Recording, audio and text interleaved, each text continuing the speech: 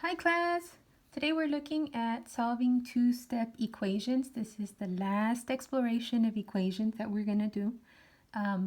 Remember that I've been emphasizing the steps, following the rules for solving equations. Today you will see why it matters so much to follow the rules, do one thing at a time, work down, and definitely make sure, do your mental math, guys, but also make sure you're applying the steps. I'm noticing some of you are still not applying the steps and you're still trying to do mental math. As the numbers get harder, so will the mental math no longer work, if that makes sense. Okay, so remember, we want to isolate the variable, apply the inverse operation. These are important. Isolate the variable, apply the inverse operation, keep balance. What you do to one side, you do to the other. And today we're going to add another one, and that is going to be to repeat these steps until you have isolated the variable. It's like on shampoo bottles. Wash, rinse, repeat. Repeat. And you will see why today. Our first example of a two-step equation is 3. So here's example. 3 plus 4n equals 19.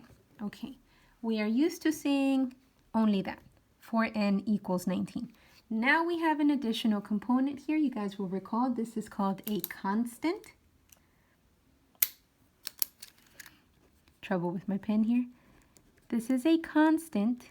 We have a term here that has a coefficient as well, and a variable. The 4 is our coefficient.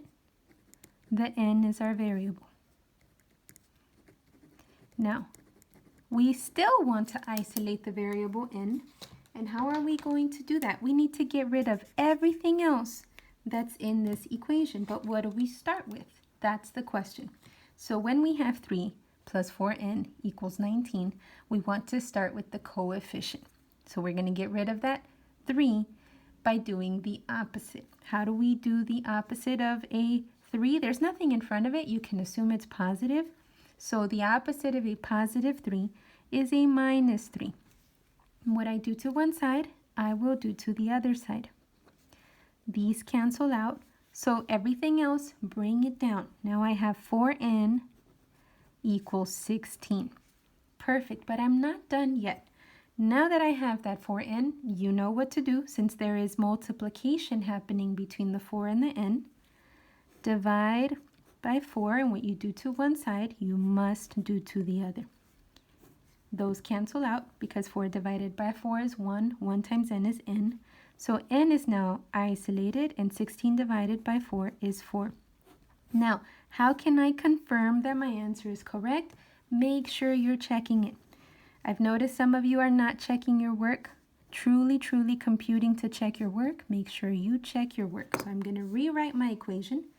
And instead of writing the variable n, I'm going to substitute the value of 4, which is what I found here, equals 19. Now you're solving, question mark. Now you're solving it like an order of operations problem. I have addition and I have multiplication here. I will take care of the multiplication first. 4 times 4 is 16. What do I do with everything else? Bring it down exactly as it is. No change. Whoops, that's a question mark. Now I'm going to add 3 plus 16. We know that is 19. So then our answer is correct. Confirmed. Correct. That is what you have to do, guys, to solve two-step equations. This is why it's so important to follow the rules. Isolate the variable, apply the inverse operation, maintain balance, meaning what you do to one side, you do to the other, and you keep going. We repeated that process here. We were still not done isolating the variable. So we repeated this process here. I'm going to show you a few more examples. Same process, apply the steps. And it is important to confirm your answer by checking your work. So here's example 2.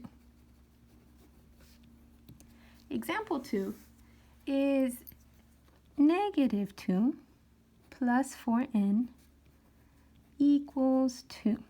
Okay, now remember about what are we getting rid of first? Well, we want to isolate the variable n.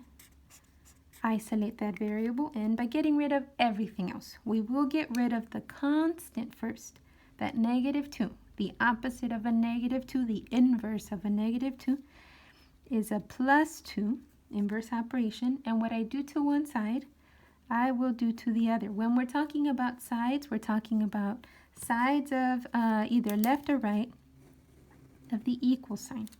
So left side, right side, and keep them separate. Now these have canceled out. Now I have left 4n equals 4. Now you guys know the answer is 1, but let's prove it. I need to get rid of that 4 by dividing by 4. And what I do to one side, I will do to the other. This cancels out, and n equals 1. Am I done here? No. Now I need to check my work, so I will rewrite the equation, -2 plus 4n equals 2. Substitute the value that I just found, -2 plus 4 times 1. Leave that locked and loaded. And question mark. I don't know. I need to check. So 4 times 1 will give me 4 plus a -2. And remember, if you have 2 negatives and 4 positives, what we end up having is 2 positives equals 2. So is my answer correct? Yes, it is. Okay, here's your next example. Very similar, and then I will give you one final example. 3 examples today. Example number 3 is very similar to examples 1 and 2. We have -4 plus 5x equals 16. Okay, I'm getting rid of my constant first, and remember about the sides, the left side, the right side of the equal sign. Okay, so I'm going to get rid of that -4 by adding 4. A -4 and a +4 will make a 0, and what I do to one side, I do to the other. These cancel out, so now I have 5x equals 20. And how do I get rid of that 5? Same thing, divide. Since there's multiplication happening here, you want to divide by 5, and what you do to one side, you will do to the other. So I find that x equals 4. But now I want to check my work. Make sure you check your work so that you can confirm your answer is indeed 4. I have -4 plus 5x equals 16.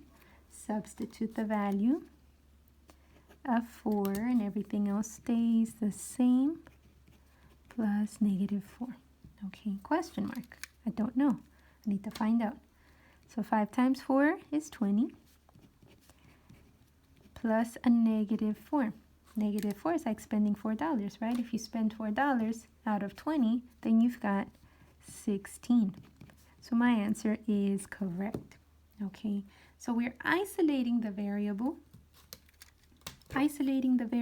x by getting rid of everything else, but you do have to be methodical. You have to do one step at a time. There is a method and a beauty, an elegant beauty to these steps and to this mathematics. I'm going to show you one more step, and then I'm going to give you guys some problems to work it out. Practice on your own. Follow the steps, guys. I cannot emphasize it enough. I saw some improvement. Sebastian, I noticed. Good job. And I see some very stubborn still students not following the steps. Guys, make sure you're following the steps. Okay, here's my final example. Example 4. I have -4 plus p divided by 2 equals 8. Okay, so have the rules changed? They have not. I still want to isolate the variable p, so I need to get rid of everything else. I need to get rid of that -4, need to get rid of that dividing by 2, and then only then will it be isolated. So I will always start with your constant. If I have a -4, the opposite would be +4. And what I do to one side of the equal sign, I will do the exact same thing to the other side. So +4 plus 4. These cancel out. So I have p divided by 2 equals 12. Okay, how do I get rid of dividing by 2? The opposite of dividing by 2 is times 2. I'm going to do times 2 over 1 because this way they can cross cancel. And what I do to one side, I do to the other. 12 times 2 will give me 24. Okay, now remember, our goal is always to isolate the variable by doing the inverse operation, which is what we did twice here. Now let's check our work. I have negative 4 plus p divided by 2 equals 8. I will substitute the value that I have. So I have negative 4 plus 24 divided by 2 equals 8. Divided by 2 equals 8. Okay, question mark. I don't know. So let's check. I have addition and I have division first. I'm sorry, and I have division. Which one do I do first? The division. Remember PEMDAS, order of operations. So I will do 24 divided by 2. That gives me 12 plus negative 4 equals 8, question mark. Does it? If I have $12 and I spend 4, how much do I have left? 8. That's correct. So there you go. Remember to apply the steps, guys. Isolate the variable, apply the inverse operation, show and keep the balance on both sides of your equal sign. That is imperative. Repeat it as many times as you need to, and these are the steps you can follow to solve two-step equations. Okay, let's meet in Schoology for your practice problems.